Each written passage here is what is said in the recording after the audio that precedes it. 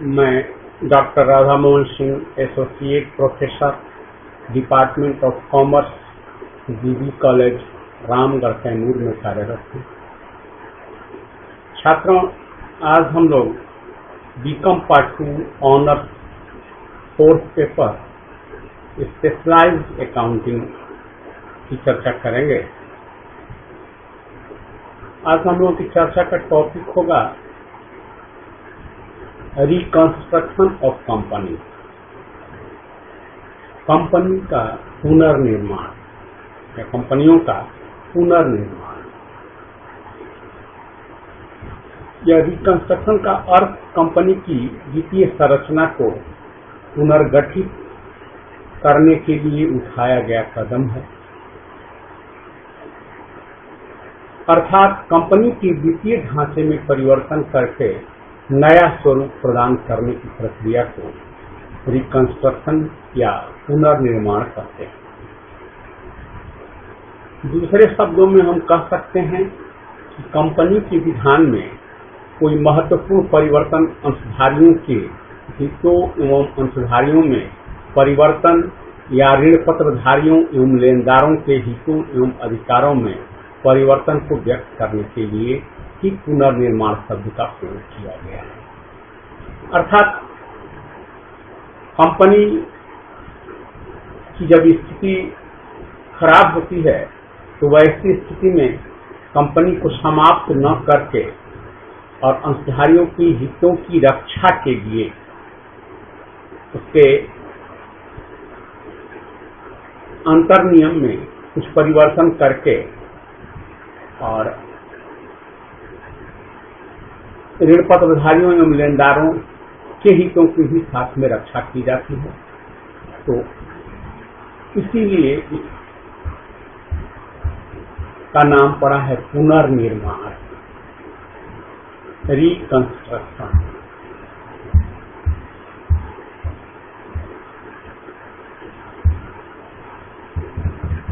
तो यह जो रिकंस्ट्रक्शन है यह दो प्रकार का होता है। पहला इंटरनल रिकंस्ट्रक्शन अर्थात आंतरिक पुनर्निर्माण और दूसरा एक्सटर्नल रिकंस्ट्रक्शन अर्थात बाह्य पुनर्निर्माण। हम लोग इंटरनल रिकंस्ट्रक्शन की चर्चा करेंगे। आंतरिक पुनर्निर्माण किस तरह से कंपनी को बिना समाप्त किए उसमें इस तरह का परिवर्तन लाया जाए कि वह निर्बाध रूप से चले, उसमें कोई रुकावट न हो। इसी प्रक्रिया को पुनर्निर्माण कहा जाता है। तो इस आंतरिक पुनर्निर्माण का आशय कंपनी का समापन किए बगैर उसके पूंजी ढांचे में परिवर्तन करके नया स्वरूप प्रदान करना है। अर्थात उसका जो कैपिटल स्ट्रक्चर है उसमें थोड़ा परिवर्तन करके उनके अंशों को बढ़ा के या अंशों को कम करके, जिसका कि आगे हम चर्चा करेंगे सिलसिलेवार। तो उसी को आंतरिक पुनर्निर्माण अर्थात अंदर से ही हम उसका एक तरह से उसको हम साफ सुथरा कर देते हैं, उसकी जो कमियां हैं उन कमियों को दूर कर देते हैं। दूसरे शब्दों में हम कह सकते हैं कि आंतरिक पुनर्निर्माण एक ऐसी प्रक्रिया है जिसके अंतर्गत संपत्तियों का पुनर्मूल्यांकन, रिवैल्यूएशन, दायित्वों का पुनः आकलन, जो उसके लायबिलिटीज हैं उनको फिर पुनः जो है उसका आकलन कर लेना और हानियों का अपलेखन तथा अंशों के पेड अप वैल्यू में कमी आदि के द्वारा कंपनी की व्यवस्था का पुनर्गठन किया जाता है। अर्थात इसे ही हम इंटरनल रिकंस्ट्रक्शन कहते हैं। अब इतना तो हम लोग समझ गए कि इंटरनल रिकंस्ट्रक्शन क्या है। अब हम चर्चा करेंगे इसके फीचर, अर्थात इसकी विशेषताओं की चर्चा करेंगे। तो फीचर्स ऑफ इंटरनल रिकंस्ट्रक्शन,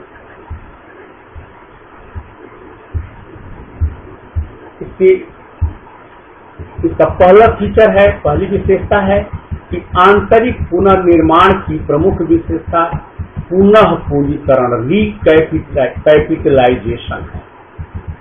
या इसकी पहली विशेषता है रिकैपिटलाइजेशन, माने पुनः जो है पूंजी निर्माण करना।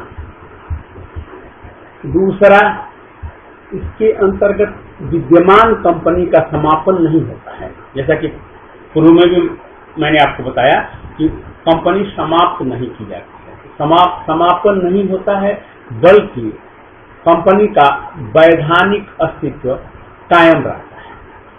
और वैधानिक अस्तित्व कायम रहते ही जो है कंपनी का एक तरह से रीमॉडलिंग कर दिया जाता है। इसकी तीसरी विशेषता है कि आंतरिक पुनर्निर्माण की आवश्यकता तब होती है जब कंपनी को लगातार असफलता के कारण समापन से बचाना होता है। अर्थात कंपनी की आर्थिक स्थिति खराब हो रही है और सारे प्रयास असफल हो गए हैं, तो वैसी स्थिति में रिकंस्ट्रक्शन का निर्णय लिया जाता है। क्योंकि जैसा कि हम जानते हैं कि कंपनी अधिनियम में एक बार जो भी उसके मेमोरेंडम ऑफ एसोसिएशन है और आर्टिकल ऑफ एसोसिएशन, तो उसमें बदलाव कुछ विशेष परिस्थितियों में ही करने का प्रावधान है। तो उसी प्रावधान के तहत यह विशेष परिस्थिति आने पर, जैसा कि हम लोग चर्चा कर रहे हैं कि अगर कंपनी की आर्थिक स्थिति गड़बड़ हो, सब कुछ चाहने के बावजूद भी या सारी प्रक्रियाओं को पूरा करने के बावजूद भी वांछित सफलता न मिल रही हो, तो वैसी स्थिति में पुनर्निर्माण की बात है।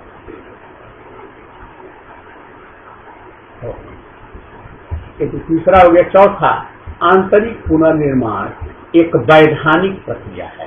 अर्थात वैधानिक प्रक्रिया के तहत ही हम पुनर्निर्माण करते हैं, अपने मन से, अपनी इच्छा से, जैसे चाहें वैसे। क्योंकि जैसा कि हम जानते हैं कि कंपनी की स्थापना विधान के द्वारा होती है। कहा भी जाता है कि company is an artificial person created by law. तो वह और लॉ के द्वारा ही, माने विधान के द्वारा ही उसकी सारी प्रक्रियाएं पूरी की जाती हैं। तो ऐसी स्थिति में वही कहा जा रहा है कि आंतरिक पुनर्निर्माण जो है यह एक वैधानिक प्रक्रिया है, अपने मन से की हुई प्रक्रिया नहीं है। पांचवी विशेषता इसकी है कि पूंजी में कमी लाकर आंतरिक पुनर्निर्माण संभव है। माने पूंजी को हम घटा दें, अर्थात गत वर्षों में हुई हानियों के अपलेखन द्वारा यह प्रक्रिया अपनाई जाती है। हानि को राइट ऑफ कर देंगे, जो भी लॉसेज हुए उनको हम राइट ऑफ करके और उसके बाद उसकी पूंजी को घटा दें। क्योंकि आखिर आएगी, अब पूंजी आएगी कहाँ से? हानि हो रही है, हानि हो रही तो पूंजी तो कम होगी। तो वही कर रहा है कि क्यों न हम अपनी पूंजी को ही कम करके और फिर से पुनर्निर्माण उसका करके और फिर से उस व्यवसाय को कोशिश करें कि एक नया आयाम दिया जाए, एक नई गति दी जाए, जिससे कि व्यवसाय का विकास हो सके। अब हम चर्चा करेंगे मेथड ऑफ इंटरनल रिकंस्ट्रक्शन, अर्थात इसकी क्या विधियां हैं, कैसे किया जा सकता है इंटरनल रिकंस्ट्रक्शन।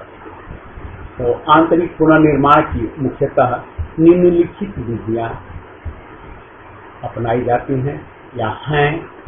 पहला, अंश पूंजी में परिवर्तन। जैसा कि हम लोग पीछे चर्चा किए, तो अंश पूंजी में परिवर्तन, अल्टरेशन ऑफ शेयर कैपिटल।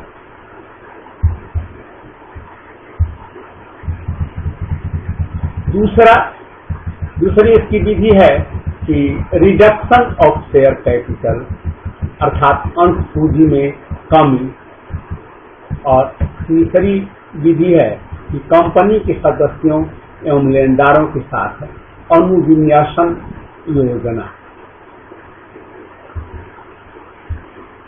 तो हम इसके पहले विधि की चर्चा करेंगे शुरुआत में। तो अल्टरेशन ऑफ शेयर कैपिटल,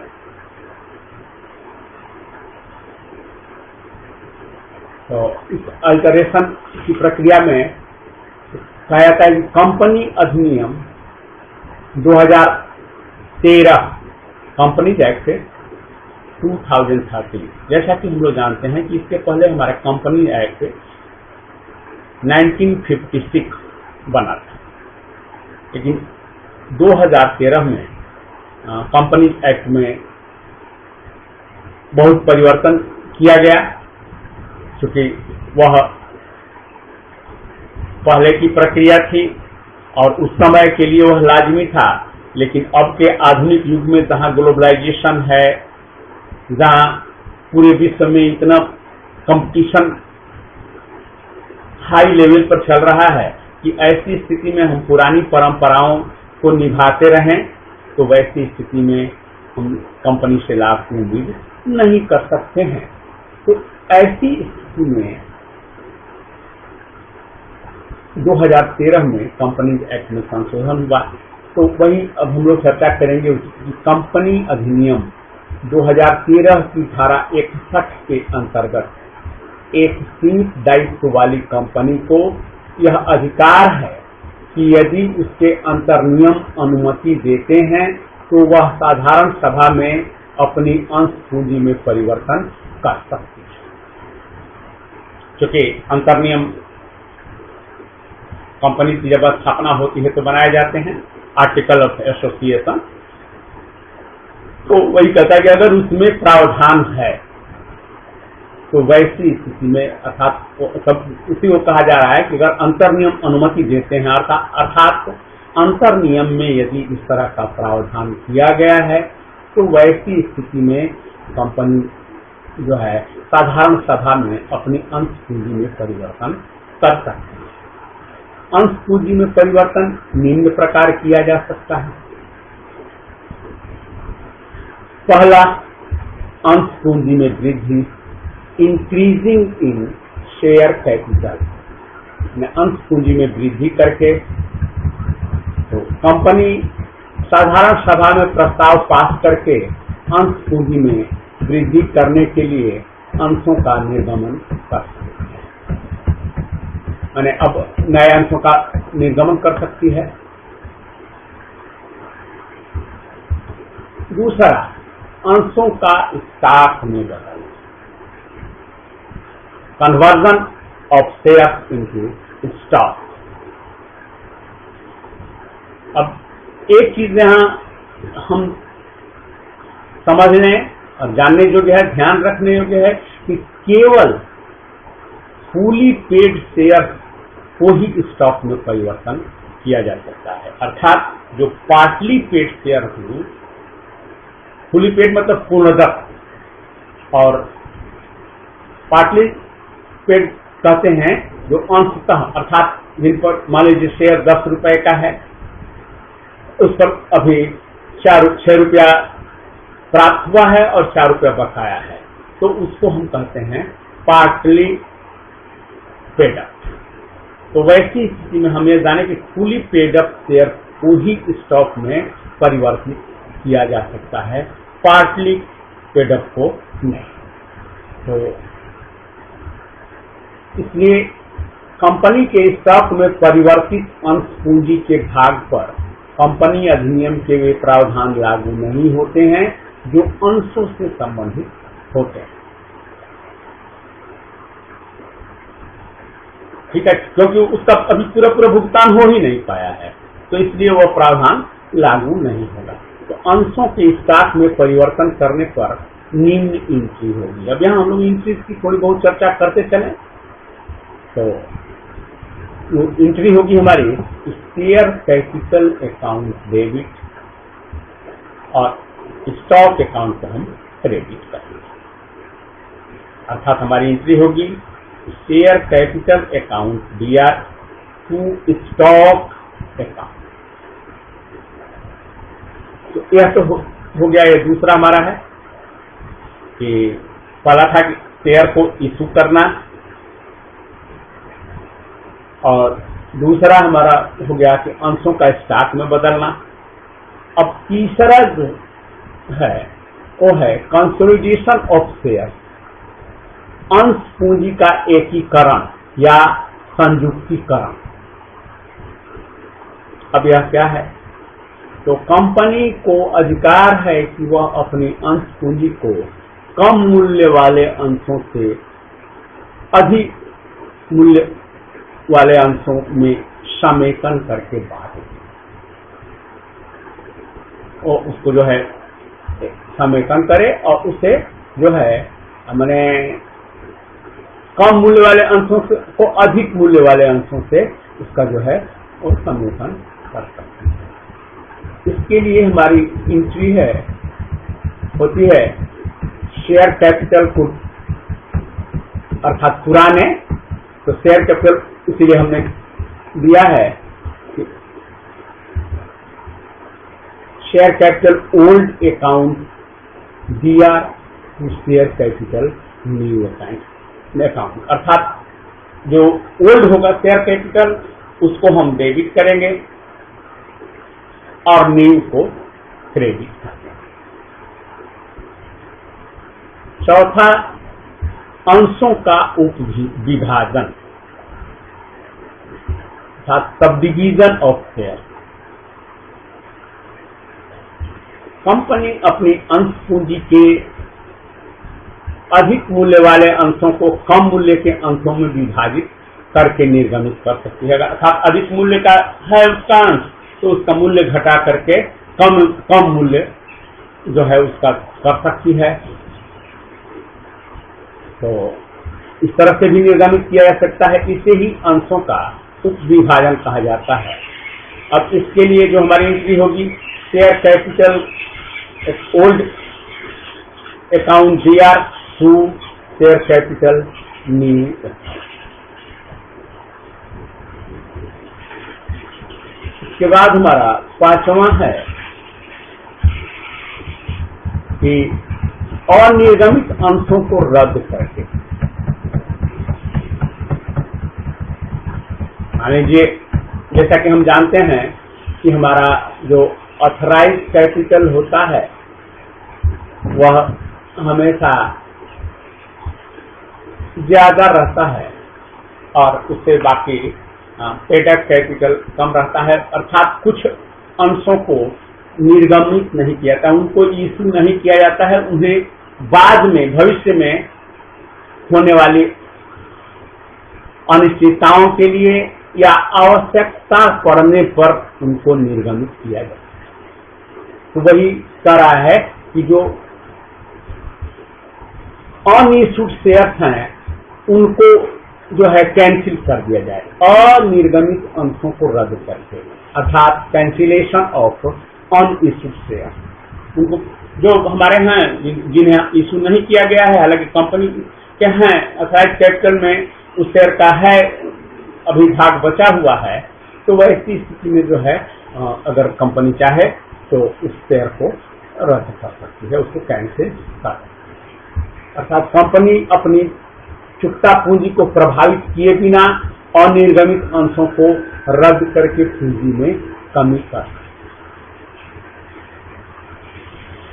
अब यहाँ ध्यान देने योग्य बात है कि इसके लिए जर्नल की कोई एंट्री नहीं की जाती।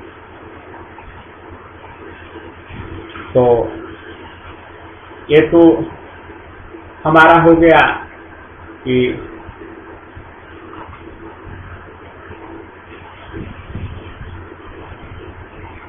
अंश पूंजी में परिवर्तन वाली बात थी। अब दूसरा हमारा होगा दूसरा जो तरीका है इंटरनल रिकंस्ट्रक्शन का, वो है अंश पूंजी में कमी, अर्थात रिडक्शन ऑफ शेयर कैपिटल, माने अंश पूंजी में कमी कर। कंपनी अधिनियम की 2013 की धारा 66(1) के अनुसार अंशों के द्वारा सीमित या गारंटी के द्वारा सीमित कंपनी जिसके पास अंश पूंजी है विशेष प्रस्ताव के द्वारा और ट्रिब्यूनल की संपुष्टि से अंश पूंजी को किसी भी प्रकार से घटा सकती है, अर्थात ट्रिब्यूनल से जो है उसको संपुष्टि करानी पड़ती है। अगर वो चाहे तो उसको ऊपर करके अपने शेयर को घटा अंश पूंजी में कमी कर।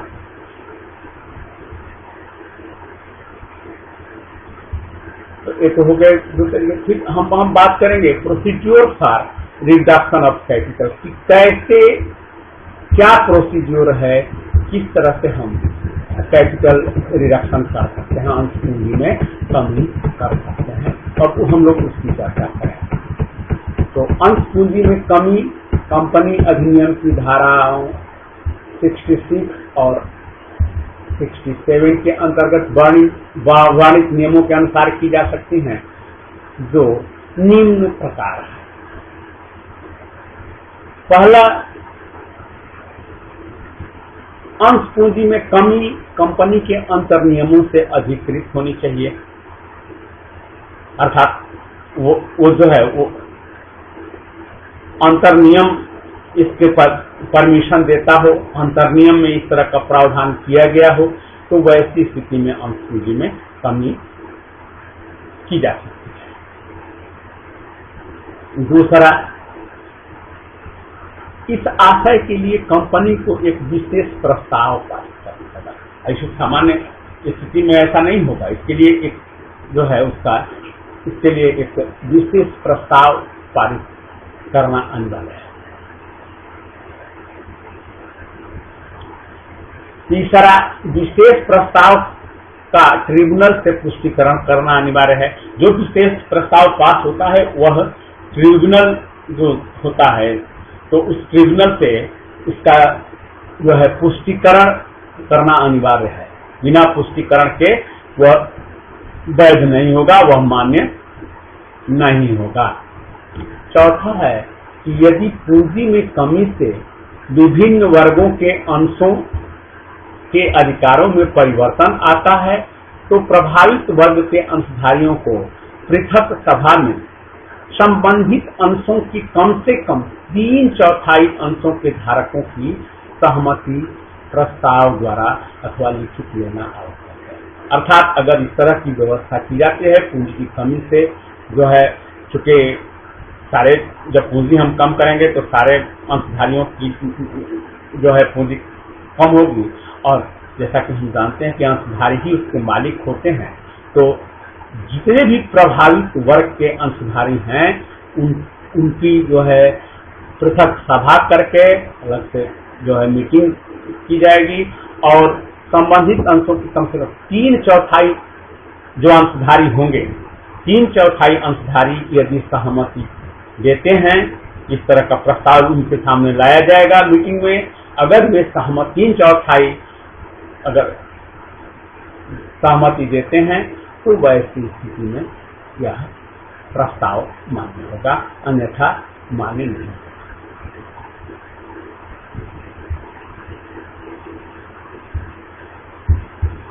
अब हम चर्चा करेंगे अंश पूंजी में कमी के प्रकार किस किस प्रकार से किया जा सकता है, मैंने forms of reduction of share है। तो मैंने क्या क्या प्रकार होगा अंश पूंजी में कमी का।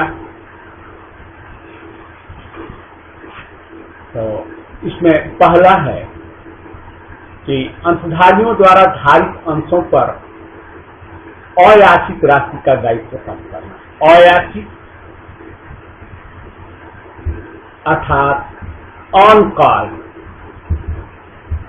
अनकॉल जो शेयर हैं या जो अमाउंट है, अनकॉल जो अमाउंट है उसका दायित्व कम करना।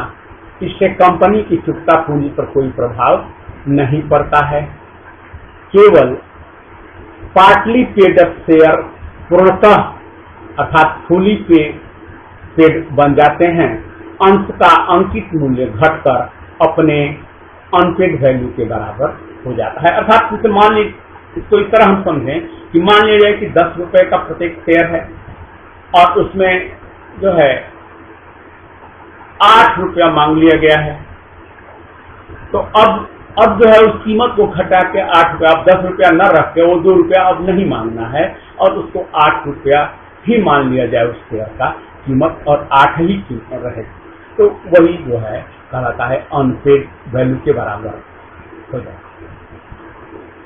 दूसरा,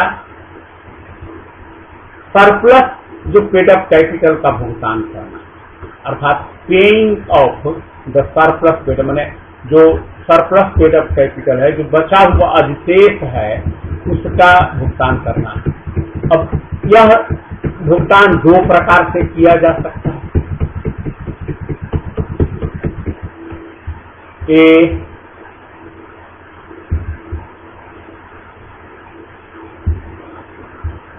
अंशों के अंकित मूल्य में कमी लाए बिना अधिशेष पूंजी को वापस करना, अर्थात अंशों के जो अंकित मूल्य है उसमें कमी नहीं लाया जाए और जो है उस सरप्लस पूंजी को वापस करना।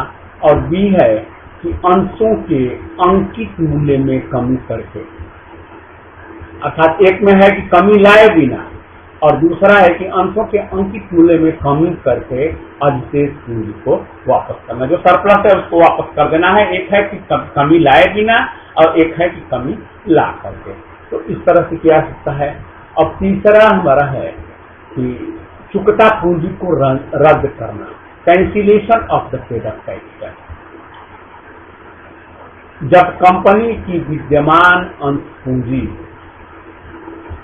उपलब्ध संपत्तियों का सही प्रतिनिधित्व नहीं कर रही हो, उस समय कंपनी अपनी डूबी हुई पूंजी को की सीमा तक चुकता पूंजी को रद्द करने की योजना बनाती है ताकि एकत्रित हानियों को अपलिखित किया जा सके। अब इसको जो है, इसका मतलब cancellation of paid up capital क्या हुआ कि जब कंपनी का जो इस समय विद्यमान जो अंश पूंजी है उपलब्ध संपत्तियों का सही प्रतिनिधित्व नहीं कर पा रहे हैं, अर्थात उसके बराबर नहीं है, तो वैसी स्थिति में जो है कंपनी अपनी जो उसके डूबी हुई पूंजी है, जो उसकी पूंजी कम हो गई है, उस सीमा तक चुकता पूंजी को रद्द कर दे, रद्द करके उसकी योजना बनाती है और वैसी स्थिति में जो भी हानि होगी उसको अपलिखित कर दिया। तो छात्रों, यही है इंटरनल रिकंस्ट्रक्शन का तरीका। हम लोगों ने इसको देखा और समझने का प्रयास किया, मैंने समझाने का प्रयास किया। अगर इसके बावजूद भी आप लोगों को कहीं किसी तरह का कोई कंफ्यूजन हो तो आप कमेंट के माध्यम से हमसे जुड़ें, हमसे पूछें, या आपके मन में किसी तरह का कोई प्रश्न उठता हो इस संबंध में, जहां कोई दिक्कत लगती हो, आप अवश्य कमेंट करके हमसे बात करें या हमसे व्हाट्सएप पर हमें मैसेज करें या फेसबुक वीर Kunwar Singh university online Facebook पर भी मैं उपलब्ध हूँ, वहाँ भी आप हमसे जुड़ सकते हैं, वहाँ भी हमसे बात कर सकते हैं। हम लोगों ने कई फेज में इसको रखा है कि आपको मैक्सिमम लाभ हो सके या अधिक से अधिक विद्यार्थियों को इसका लाभ हो सके। सिर्फ हमारे कॉलेज के ही विद्यार्थी नहीं बल्कि हमारे यूनिवर्सिटी के अन्य कॉलेजेस के भी विद्यार्थी, हमारे पूरी यूनिवर्सिटी के जो अंडर ग्रेजुएट के विद्यार्थी हों उनको, या अन्य भी कोई विद्यार्थी चाहे, वैसे तो उद्देश्य तो हमारा, क्योंकि हम इम्प्लाई वीर कुंवर सिंह यूनिवर्सिटी के हैं और वीर कुंवर सिंह यूनिवर्सिटी की एक इकाई ग्राम भारती कॉलेज है उसमें हम कार्यरत हैं।